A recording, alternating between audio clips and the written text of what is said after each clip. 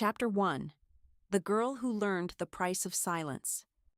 When I was chosen for St. Aurelia Academy, my parents gave me 200 yuan a month and called it a lesson in character.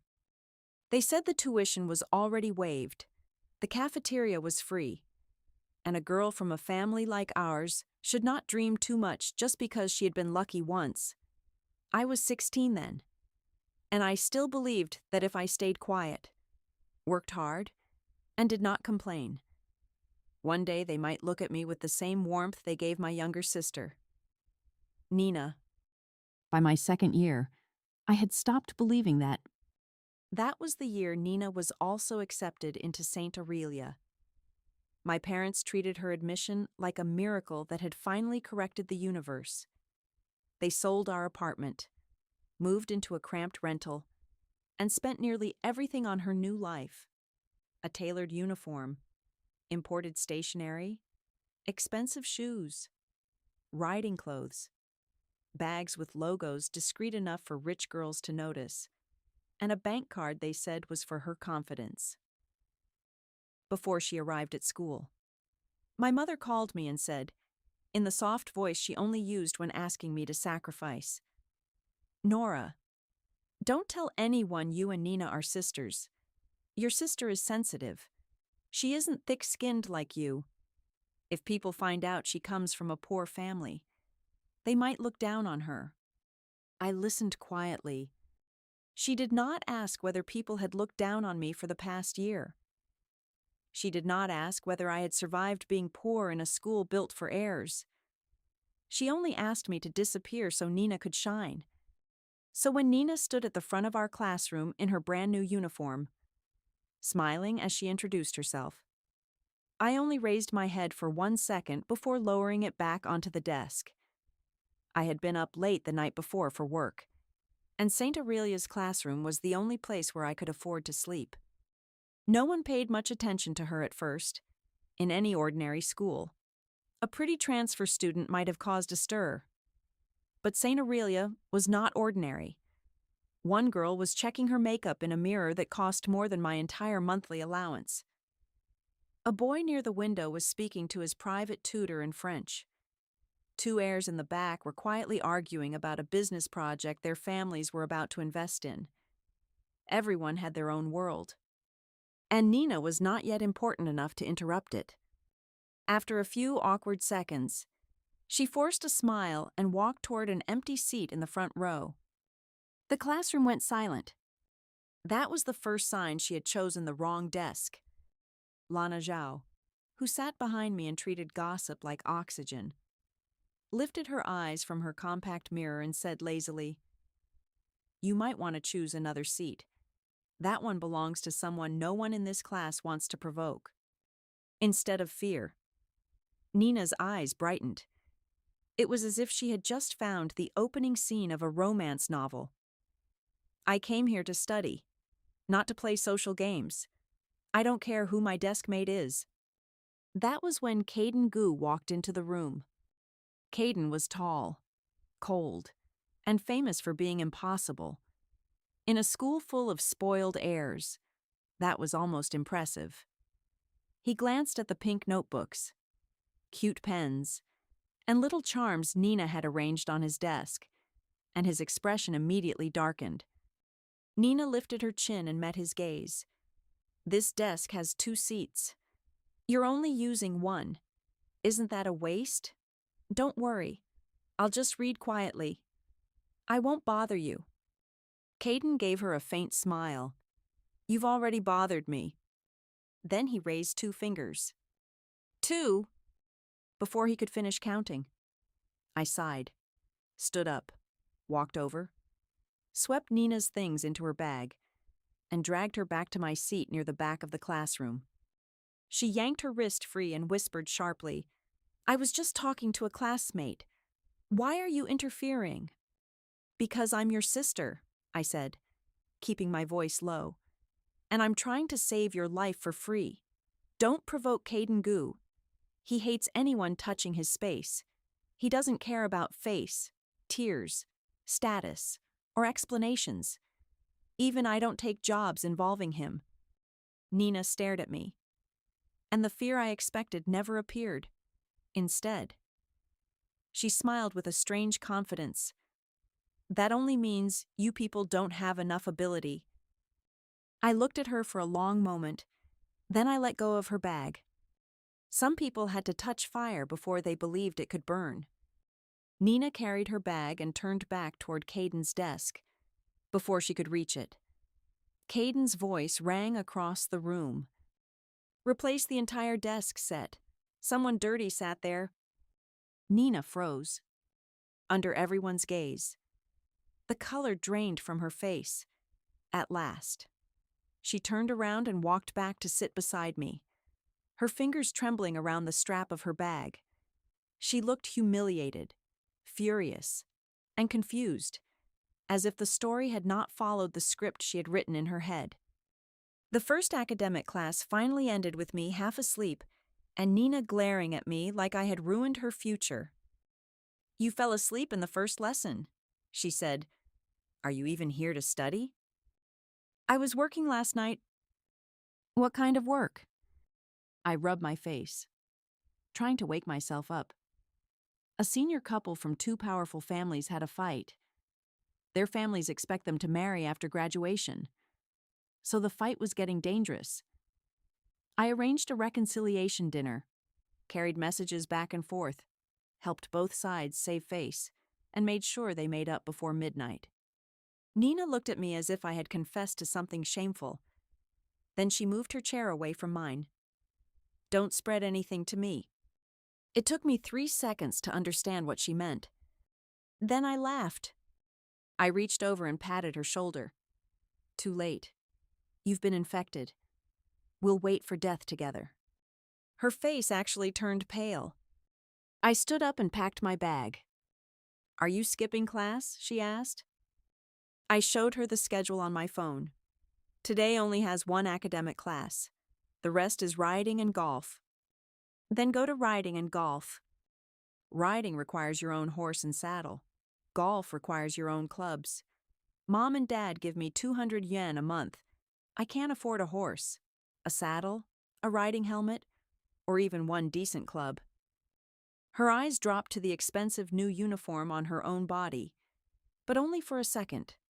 Then borrow, or stand there and learn by watching. That's no reason to waste your education. I smiled. I had not expected Nina to understand me, but I had not expected her to be this innocent either. "You're right," I said. "I'm shameless and short-sighted, so I'm going to use that time to make money. What are you going to do about it?" She clenched her jaw. "I won't become like you. I'll study properly. I'll turn the people here into my network and change my life." I glanced at the bank card hidden inside my wallet.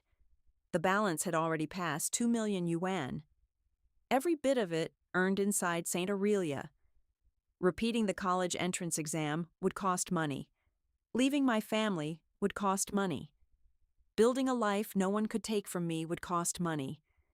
I could have explained all of that to her. Instead, I took her hand with perfect sincerity and said, "Good, since you said it. Keep your word. Study hard. Don't steal my business." Chapter 2. The Business of Rich People's Pride. At St. Aurelia, the real money was not in buying coffee, carrying bags, or running errands, though I had done plenty of those things in my first semester. The real money was in repairing relationships. The students here were not just teenagers, they were heirs, future partners, future rivals, future marriage candidates. A fight between 2 daughters could delay cooperation between 2 families. A broken friendship between 2 sons could freeze a project worth millions.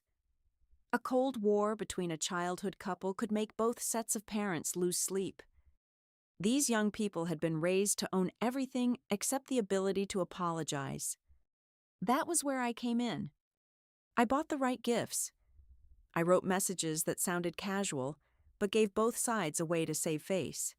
I arranged chance meetings that were not really chance, dinners that looked spontaneous, and reconciliations that allowed everyone to pretend they had never been desperate for one.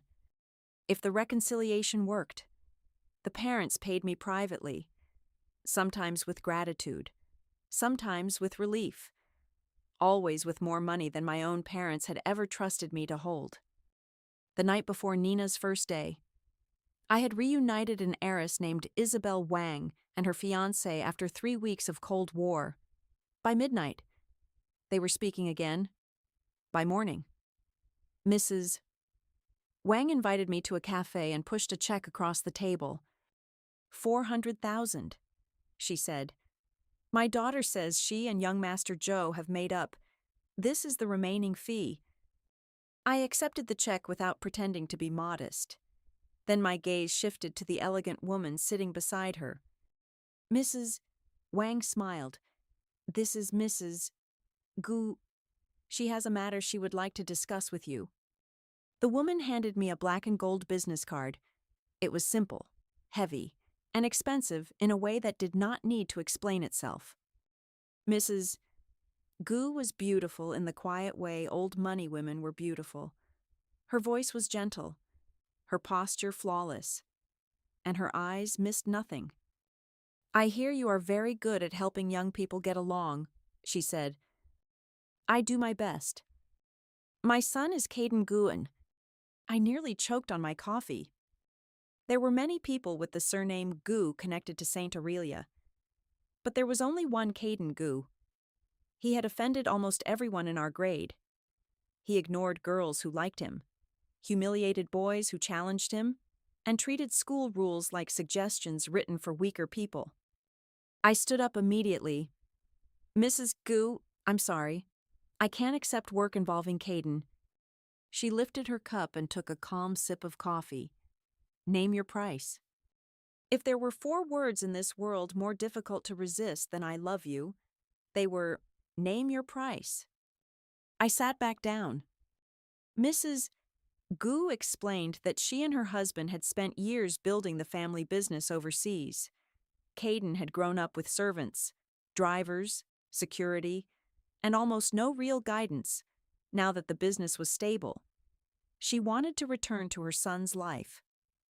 But he had already become a sharp-tempered young master with no real friends and no idea how to be liked. She wanted me to help him improve his relationships at school. Any method was acceptable, as long as he became less isolated. For a moment, I honestly believed there were things money could not solve. Making Caden Gu likable seemed like one of them. Then Mrs. Gu said, I can also grant you 1 extra condition, within reason. I raised 2 fingers. 2 million yuan. That is the total amount I have earned since entering Saint Aurelia. Mrs. Gu blinked. Then, to my surprise, she looked relieved. I thought you were going to ask for 200 million, if that were the case. I would need to discuss it with Mr. Gu. She wrote the check so quickly I wondered whether I had charged too little. That night, I made a list of every student Caden had offended. It was too long. Then I tried making a list of students he had not offended. There was no one. The next morning, Lana rushed to my desk with eyes shining. You missed golf class yesterday. Your sister borrowed Caden Gu's spare club without asking. My eyelid twitched. And? She returned it dirty, then asked him for his contact information so she could pay a usage fee later. I closed my eyes for a second. Caden threw the club so far I think it may have crossed 3 provinces. Then he demanded compensation for the whole set. 180,000 yuan, payable within a month. When Nina entered the classroom, I stopped her immediately. About the golf club, if you apologize sincerely, I can try to mediate. At least you may not have to pay the full amount. Nina looked at me, then suddenly laughed. Now I understand why Mom and Dad like me more than you. You are really short-sighted. If you help me smooth things over, what excuse will I have to keep approaching Caden? I admired the diversity of human stupidity. Fine, I said, crossing her name off my mental client list. Settle it yourself. When Caden appeared, Nina ran to him with a small stack of cash. Caden, about yesterday. My card has a temporary issue, so I can't withdraw the full amount yet. This was supposed to be for books. But a person should keep promises. Take this first. I'll pay the rest slowly. Caden looked at the money, then laughed. I haven't seen cash this thin in years. Is it heavy enough to stay on the table? Or will the wind blow it away? Nina's face turned red. I'm not refusing to pay. I just need time. I can compensate you in other ways too. A few days later, she proved what she meant. She found the golf club Caden had thrown away, washed it, painted it bright red, and decorated it until it looked like a Christmas candy cane. Then she brought it to him with a hopeful smile. I made it new for you. She said, red means passion, since we fought because of this club. We can call it not fighting, but getting to know each other. Caden stared at the ruined club. His face turned darker than the bottom of a pot. If you are sick, he said, go to a hospital. Nina's smile cracked. How can you speak like that? Would you prefer to speak with my lawyer? Because now I will be adding emotional damages. Her eyes filled with tears. Then she threw all the cash she had at him. I only borrowed a club. Why do you keep humiliating me? You are a bastard. Caden Gu. From now on, I won't endure you anymore. Then she ran out of the classroom crying. For 2 days, Nina did not come to school. I used those 2 days well. I researched everyone Caden had offended, chose gifts that matched their taste, wrote polite cards under the Gu family's name, and placed them in lockers after school. Most of the conflicts were not deep. They only lacked a staircase for both sides to climb down without losing pride. Late that night, after placing the last gift, I passed the student lounge and saw the light still on. Caden was sitting alone inside, staring at a dry slice of cake on the table. He had earphones in, so I stood at the door and muttered, "Ah, the melancholy prince." "I don't have music playing," he said. I froze. Then I turned around with a professional smile. "Melancholy is a rare temperament. I was drawn here by your aura." He looked at me for a long moment. "You came especially for me?" "Yes. I lied with my entire soul. Why else would I still be at school this late? Because if not for cleaning up your disasters, I would already be home counting money." He looked away. "Did you know today is my birthday?" I cursed silently. Of course I had not known. But I always carried backup gifts, because rich people loved surprises and hated sincerity arriving late. I pulled a small box from my bag and handed it to him. "Of course, I prepared this." Caden opened it. Inside was a delicate little crown-shaped hair clip. We both went silent. I had grabbed the wrong gift. Caden slowly lifted his eyes. For me? When a person was cornered. Survival instincts became terrifyingly creative. I nodded, because in my heart, you are exactly like a princess. Caden stared at me for 3 full seconds. Then he closed the box and quietly put it into his bag. Chapter 3. The Night I Saved 2 Million Yuan. That night, Caden had no driver. He told me he had given the man the evening off because it was his daughter's birthday. He had no ride-hailing app, no practical sense of where taxis could stop, and no visible concern about walking into the city at night like a very handsome, very expensive disaster. I led him to an intersection where cars were allowed to stop and called a ride for him, while we waited. I crouched by the curb and played a silly phone game to pass the time. Then a group of young men appeared down the street. They were loud, rough, and carrying baseball bats. At first, I thought they were just local troublemakers. Then the leader shouted, "Are you that Gu guy?" I turned to Caden. "Young master, are these people you offended?" He frowned. as if searching through a cabinet that was far too full. I offend too many people every day. How would I remember? The leader swung the bat against his shoulder. You made our Nina cry. Of course. Nina had not come to school because she had returned to our old neighborhood and found a group of street boys to avenge her romantic humiliation. I recognized the leader. He had once lingered outside our old school, collecting protection money and writing love letters to Nina that she complained about at dinner. Caden looked genuinely confused. Who is Nina? The leader exploded. I grabbed Caden's sleeve. Where are your bodyguards? I fired them half a month ago. They were annoying. Before I could stop him, he shook off my hand and rushed forward. I watched my 2 million yuan throw itself into a pit of violence. Caden could fight, but there were too many of them. In the chaos, I saw a bat coming down toward his head. My mind did not move, but my body did. I rushed forward and blocked it. The impact burst white across my vision. Before I passed out, I remember gripping Caden's hand and thinking, 2 million. 2 million cannot die. When I woke the first time, voices floated through the hospital room. Nina was crying. Caden, I am really sorry. I only told some people I knew that I had been bullied. I didn't know they would come after you.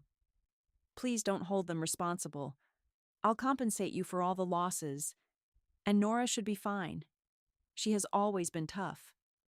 Even half-conscious, I nearly laughed. So now she remembered my name. Caden's voice was cold enough to cut glass. I will sue you and everyone involved, old debts and new debts together. I didn't mean it. Has anyone ever told you, he said, that your innocent act is terrible? I drifted back into darkness. The next time I woke, my parents and Nina were sitting by my bed. For one brief, foolish second, I saw tears in my mother's eyes and thought she was crying for me. Then she grabbed my hand and said, You're awake. Good. Hurry and contact that boy. What was his name? Caden? He insists on suing your sister. His lawyer already came to our home. You must call him right now.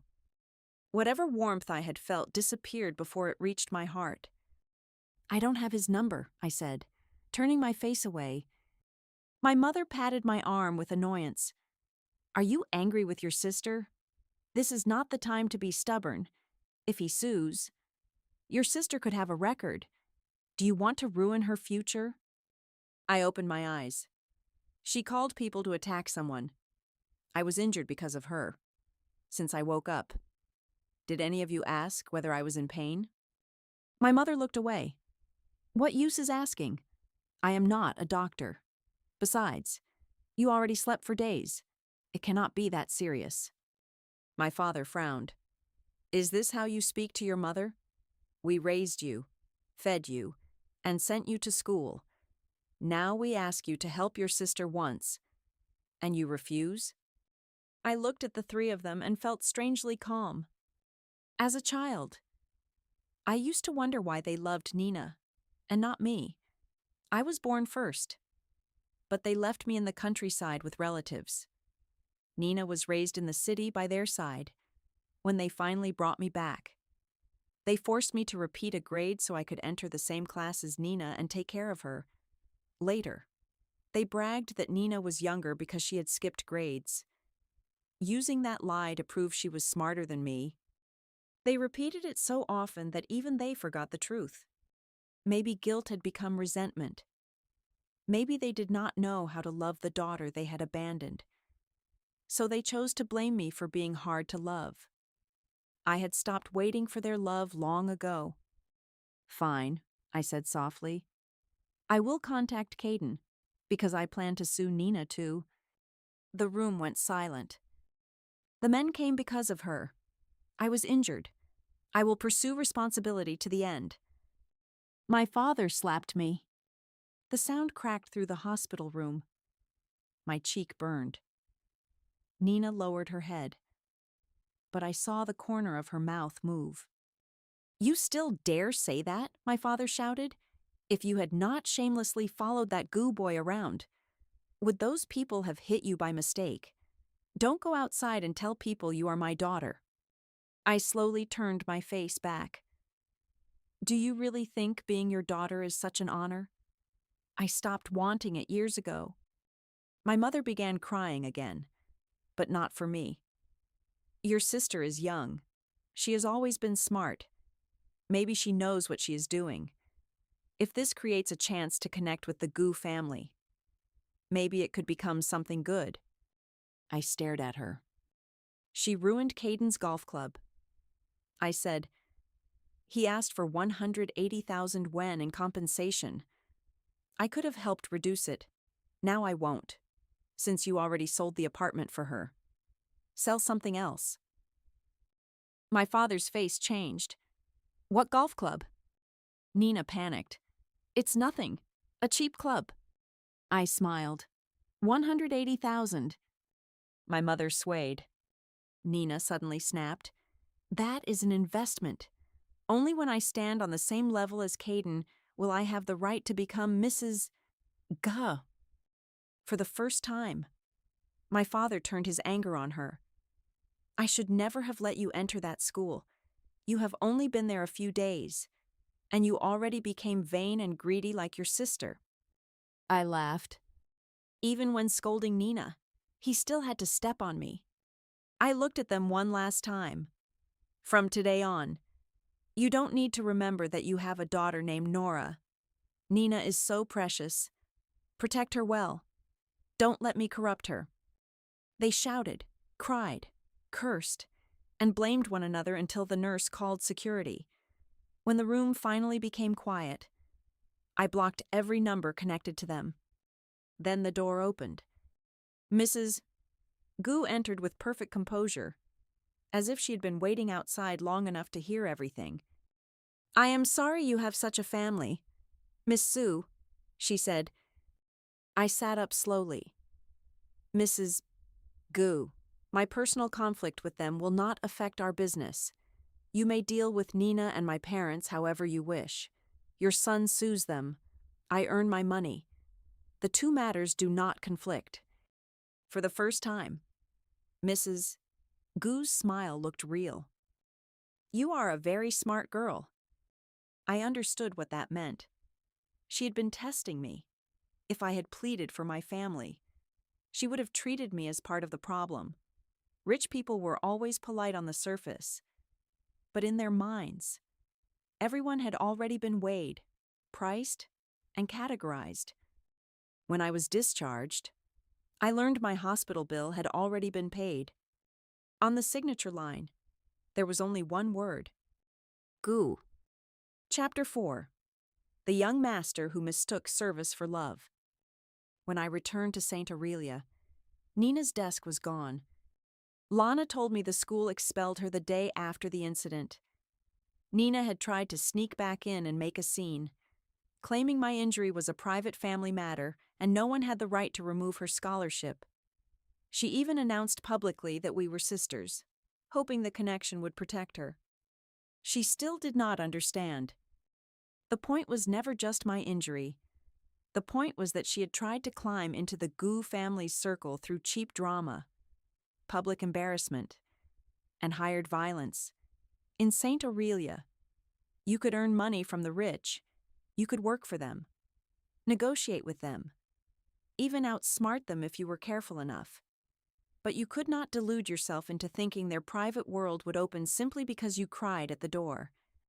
Caden appeared in the classroom while Lana was still whispering the details. He stared at the bandage on my head for a long time. Come with me, he said. In the student lounge, he stood before me without speaking. I waited. He waited. The air became painfully awkward. Finally, my brain short-circuited. I lifted one hand and said, "Hello." He ignored that. Then he asked, "Do you like me?" Any normal person would have asked whether my head still hurt. Caden Gu looked at an injured girl and asked whether she had feelings for him. I stared at him. No. Before I finished the word, he turned away. You don't need to answer. I understand. You understand what? I can try letting you into my life. I suspected the bat had not hit me after all. It must have hit him. He left after saying that. Complaining, the room felt suffocating. I looked at the air purifier humming steadily in the corner and wondered which part of the air had offended him. Caden's strange behavior did not end there. The next morning, I arrived to find all my books moved to the seat beside him. Lana nearly exploded with curiosity. What happened? Why are you sitting with Caden now? I showed her the lunch list he had sent me. Don't overthink it. I have become the young master's school attendant. In truth, his decision made my job easier. From beside him, I could stop disasters before they became lawsuits. Every morning, letters filled his desk. I sorted them by color. Pink envelopes were usually love letters, so I placed them back untouched. Dark or sharp-looking envelopes were usually challenge letters, so I recorded the sender's name and arranged apology gifts before lunch. I thought I was discreet until one day Caden threw a stack of pink letters onto my desk and leaned closer with a smile in his eyes. You check my letters every day. Jealous? I immediately put the letters back in order. No, please read them. What if one is from someone you like? His smile deepened. I did not know you were such a vinegar jar. It really has nothing to do with me. Read them or don't read them. Either way is fine. The smile vanished. He stared at me for a long moment, kicked his chair away, and left. His temper came fast and left fast. By lunchtime, he sent me a food order and, for the first time in his life, added thank you. I was almost touched. That night, while scrolling the school forum, I found a trending anonymous post. What should I do if she keeps distance from me? I want her to act jealous. I want her to tell me she is upset, but she never gets angry at me. Please advise. The replies were ridiculous.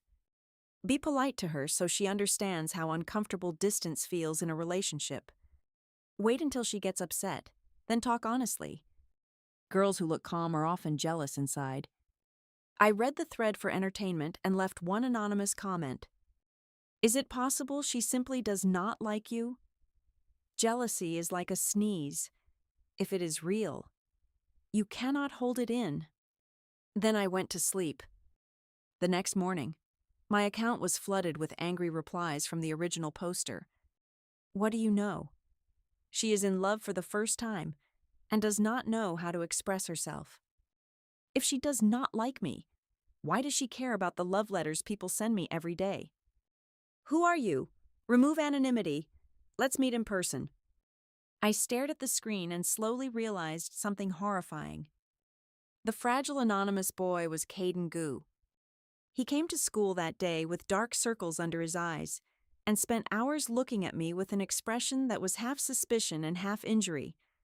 I decided the safest solution was to finish Mrs. Gu's biggest request early. Years ago, Caden had invited classmates to his birthday party. No one came. Mrs. Igu told me he never mentioned it again. But every year near his birthday, his temper became worse. She wanted me to give him one final birthday memory before graduation. One that would prove he was not as alone as he believed. By then, thanks to weeks of gifts, apologies, and carefully built exits from old grudges, most of our classmates no longer hated Caden. Some even found him tolerable when he was not speaking. I sent invitations in secret. The venue was a private beach hotel sponsored by Mrs. Giger. The plan was simple. Bring Caden there, remove his blindfold, let everyone surprise him, and let the young master experience being liked for once. I texted him, "Do you want to go to the beach hotel with me this weekend?" He replied almost instantly, Question mark, question mark, question mark. Is that appropriate? What time? I frowned at my phone. What kind of question was that? 7 in the evening, Beach 1. He typed for a long time before sending. The beach? Of course, the beach. The hotel was famous for private beachfront events. Where else would we hold a birthday party? I wrote, "You will know when you arrive." A minute later, the anonymous forum updated. My girlfriend invited me to a beach hotel this weekend and booked Beach 1. Everyone knows how hard that place is to reserve. She must be preparing a surprise for me. Do you think it might be a proposal? I stared at the post in silence. Girlfriend? Proposal? When had we started dating? And why was I the last person to know? Chapter 5. The birthday party that broke the illusion. On Saturday, I arrived at the beach hotel early and spent the entire afternoon checking the flowers, lights, cake, music, seating, and timing of the confetti.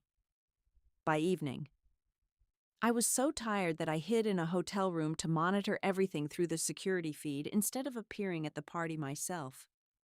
Caden arrived exactly on time. He wore a tailored three-piece suit. His hair was perfectly styled, his shoes polished, and his expression unusually serious.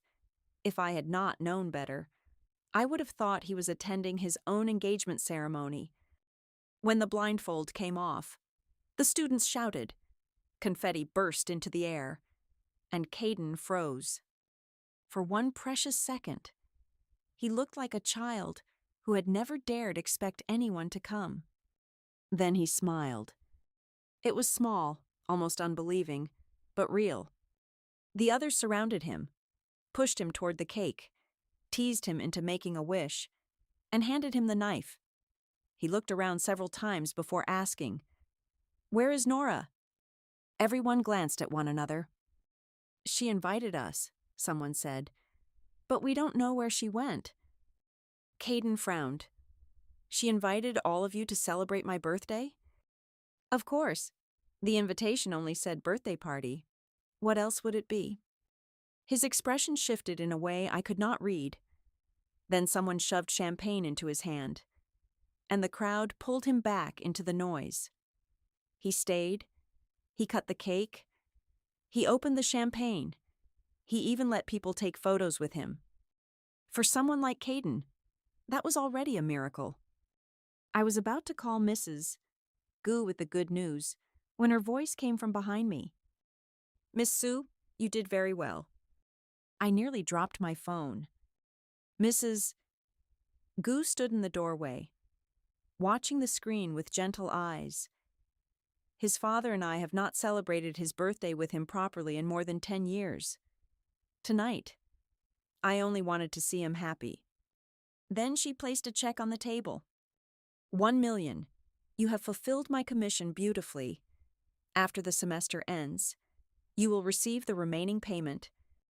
But, she continued, and her voice softened into something sharper than anger, Caden left home today very happy. Too happy. He even told me that by graduation. He might bring me a great surprise. Miss Sue, that surprise is not you, is it? My phone vibrated before I could answer. Another friend request from Nina. Another message from my parents. They had been changing numbers for weeks to contact me. The Gu family's lawsuit and pressure had made their lives miserable. Nina had returned to her old school, carrying debt and humiliation instead of designer confidence. My parents now argued every day in their cramped rental, blaming one another for the apartment they had sold and the daughter they had overestimated. I turned the screen off and smiled at Mrs. Gu. "Don't worry. I won't attend graduation either. The only surprise Caden will bring you is probably an admission letter from some university." "Mrs. Gu studied me," I continued. "You once promised me one extra condition. May I use it now?" Her expression remained polite, but the tension had not left her eyes. "What do you want?" "I want the Sue family to never find me again. No phone calls, no messages, no relatives appearing at my door. Use whatever legal and practical methods you think are appropriate. I don't want money from them. And I don't want revenge beyond what they have already earned. I only want them out of my life. Mrs. Gu raised her brows slightly. That is all? For me, that is already the best thing. Her smile finally softened. She placed a hand lightly on my shoulder. Then it will be done. Good girl. I hope your future is bright. After she left, I collapsed onto the sofa and breathed out slowly. Talking to people like Mrs. Gu was exhausting. One wrong word, and I could have ended up on the wrong side of the same machine crushing Nina. Then I noticed a shadow at the door. Caden stepped in. His face was half hidden in the dim light, but his eyes were cold. Too cold. I knew at once that he had heard everything. All of it had a price? He asked. Saving me from that bat, staying beside me, fixing my relationships, tonight's birthday party, all because my mother paid you? There was no point lying. Yes. He flinched. Then he smiled, and the smile was uglier than anger. You admitted it quickly. I'm not stupid, I said, without benefit. Why would I spend that much effort cleaning up your messes? He walked toward me until I had nowhere to retreat. And me? What about us? I looked at him in confusion. There is no us. We are classmates. His brows drew together. We are already together. I stared at him.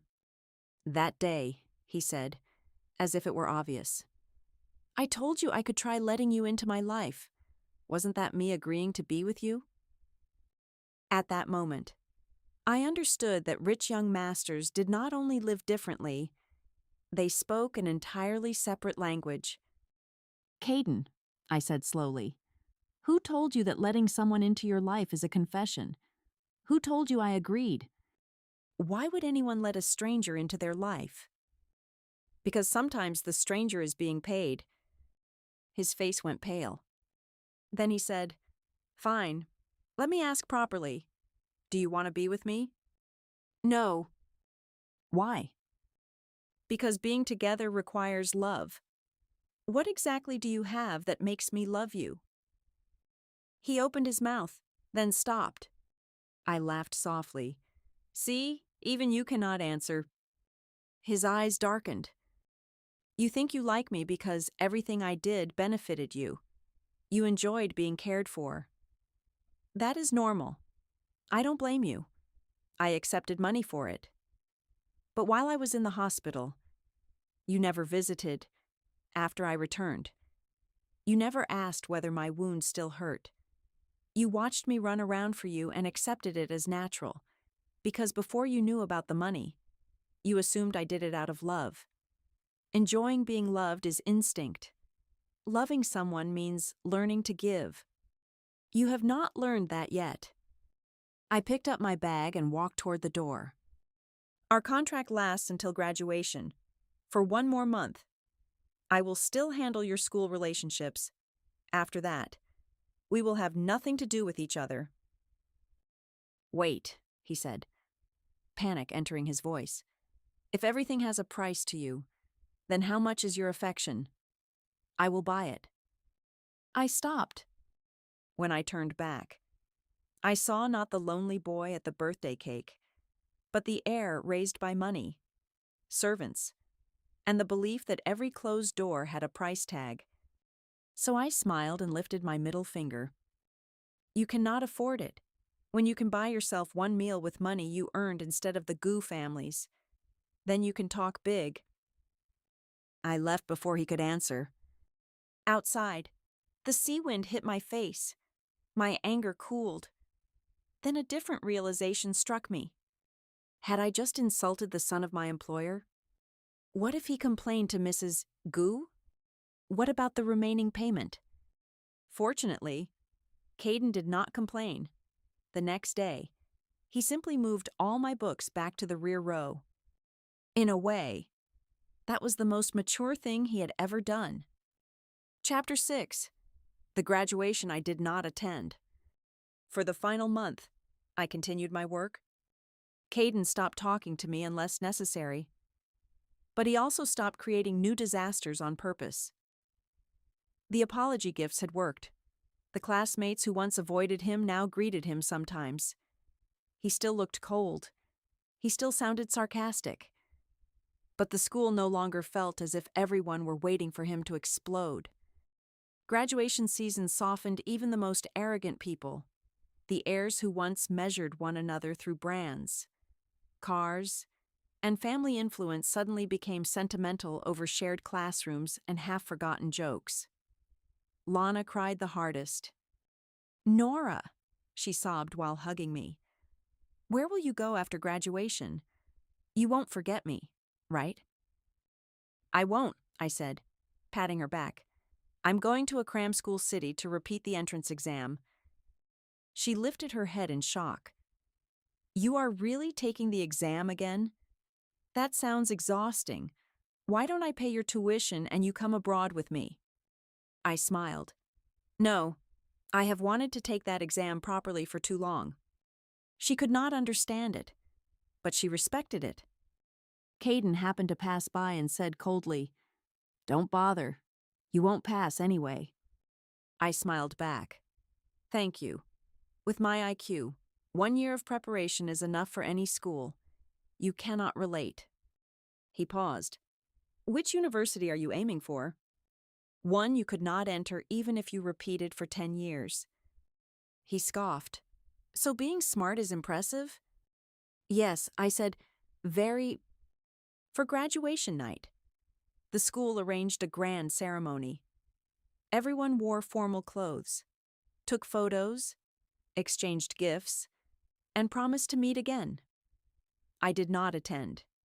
That was part of my agreement with Mrs. Darwin. Honestly, I had no desire to stand in a hall full of people whose futures were already cushioned by family money while pretending I belonged in the same ending. That afternoon, after my final academic class, I left St. Aurelia quietly. That night, photos flooded the class group chat. Everyone looked bright, expensive, and young. Lana sent a photo of the entire class. Caden stood near the back in a black suit, expression cold, looking at the camera as if it owed him money. Then my private chat lit up. Caden sent a selfie from graduation. His mouth held the smallest hint of a smile. "So you won't say you never saw how handsome I looked at graduation." A second message followed. "Good luck with next year's exam." I stared at the screen for a while, then laughed. When he was not acting like a tragic prince or an arrogant buyer of human emotion, Caden Gu was almost cute. Almost. After graduation, I went alone to the city known for turning desperate students into top scorers. I used the money I had saved to rent a small room near the cram school, pay tuition, buy books, and build the first year of my life that belonged entirely to me. For the first time, no one asked me to take care of Nina. No one told me to sacrifice for the family. No one compared my existence to someone else's brightness. Mrs. Gu kept her promise. My parents could no longer reach me. Nina became a name from another lifetime. I studied 16 hours a day. I memorized until my eyes blurred. I solved practice papers until my fingers cramped. When winter came, the dorm windows froze white in the mornings. When spring came, I barely noticed. My whole world became textbooks, mock exams, and the quiet hunger to prove that the life my parents denied me was not beyond my reach.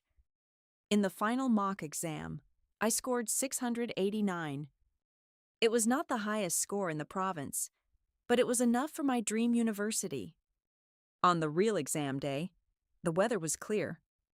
After the final English paper, I walked out of the classroom and exhaled for what felt like the first time in years. The road ahead was still long, but at least I had reached this point by myself. I gave myself one gift that summer: freedom. I traveled to places I had once only seen in photos. I ate street food, without calculating whether it would ruin a monthly budget. I sat in cafes for hours and watched strangers pass by. I let the world become large again. On the day results were released, I was in Yunnan before I even checked. A message arrived from Caden, whom I had not contacted in more than a year. "Did you pass?" I smiled helplessly. "Checking now." "Hurry, I'm nervous." I did not know why he was nervous, but I found a cafe, sat down, entered my ID number, and clicked the results page. Every subject score was hidden. For 1 second, I went blank. Then I understood. My body reacted before my mind did. Tears dropped onto my phone screen. Caden's messages came quickly. "What happened? Did you check? Did you fail and cry? Are you there?" I sent him a screenshot. He replied almost instantly. "Did you enter the wrong number? Why are there no scores? I can ask someone to check. Don't panic. If you really did not pass, come abroad. I will pay your tuition." I laughed while crying and sent him an article explaining that top scorers' results were hidden. For a long time, he did not reply. Then he sent one word. Legend. Chapter 8, Her Plot Twist. Later, I heard news of the Sue family through Lana, who had somehow turned gossip into an international intelligence network. Nina's fantasy of becoming Mrs. Gu ended before it even became a rumor. The lawsuit drained what little my parents had left. The old apartment was gone. The designer items were sold for far less than they had cost. Nina returned to an ordinary school, where no one cared about her tragic heroine act. Without St. Aurelia's stage, her tears were just tears. Without my parents' endless sacrifices, her ambition had no foundation. She blamed them. They blamed her. In the end, the family that had once abandoned me for her brilliance was trapped with the consequences of the daughter they had worshipped. I did not feel triumphant when I heard it. I only felt free. My revenge had never been to destroy them. It was to become unreachable. As for Mrs. Gu, she remained exactly as elegant and dangerous as ever. When she learned Caden had joined my university exchange program, she sent me a message through an assistant. Polite enough to be harmless and sharp enough to remind me she still noticed everything. "Miss Sue, I hope your studies are going well. Please continue to make wise choices." I replied just as politely. "Thank you, Mrs. Gu, I always do." Caden saw the message and looked nervous for half a day. "Are you afraid of your mother?" I asked. "No," he said. Then after 3 seconds, he added, "A little." "Good. Fear builds character." He sighed. "You are getting more like her." I smiled. "No. Your mother evaluates people with numbers. I evaluate them by whether they learn." "And have I learned?" I looked at him. He was carrying my textbooks, not because I asked, but because mine were heavy and his hands were free. He had packed 2 sandwiches for the day because he knew I forgot to eat during exam weeks. He had turned down a weekend party to help a classmate he barely knew, move dorm rooms, because that classmate had once helped him find a lost lecture note. The old Caden would have called all of that pointless. The new Caden did it without announcing he had changed. "You are learning," I said. He smiled like that was better than any award. Years later, when people asked me how I survived St. Aurelia, I never told the story the way others wanted to hear it. They liked the dramatic parts. The poor scholarship girl entering an elite school. The cruel parents who sold their home for the younger daughter. The arrogant young master. The sister who mistook humiliation for romance. The lawsuit. The scandal. The hidden top score result. The heir who returned humbled. But to me, the real plot twist was not that Nina failed or that Caden changed. The real plot twist was that I stopped waiting for someone to choose me. My parents did not choose me. so I chose myself.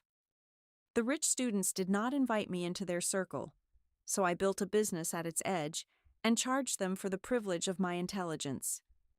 Caden did not know how to love me, so I walked away until he learned that love was not possession, gratitude, or convenience. And when the world finally opened, I did not step into it as someone rescued. I stepped into it as the girl who had saved herself first. On the first anniversary of my admission, Caden and I walked past the university gate after dinner. The evening sky was pale gold, and the wind smelled faintly of rain. He had just received his own scholarship for an overseas research program, one he had applied for without his family's help. He stood there holding the email on his phone, looking stunned. I leaned closer. So young Master Gu can earn things after all. He laughed softly. Are you proud of me? A little. Only a little? Don't get greedy. He slipped his hand into mine, carefully, as if still giving me the chance to pull away. I did not. For once, he did not say anything dramatic. He did not promise me the world, or forever, or some ridiculous rich boy version of devotion. He only said, I will keep learning. And surprisingly, that was enough.